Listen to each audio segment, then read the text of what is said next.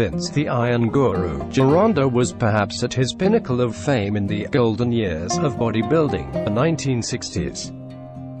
During that time, Vince dominated the scene and Vince's gym was known as the Mecca of bodybuilding. Not only champion bodybuilders trained at Vince's gym, movie stars were also regular visitors to seek Vince's advice and training. People like Eric Estrada, Clint Eastwood, Clint Walker, and many others. Hollywood studios used Vince and his gym to shape up the stars. His information was light years ahead of the science, and this ebook is the most complete and comprehensive writing ever put together on Vince and his methods.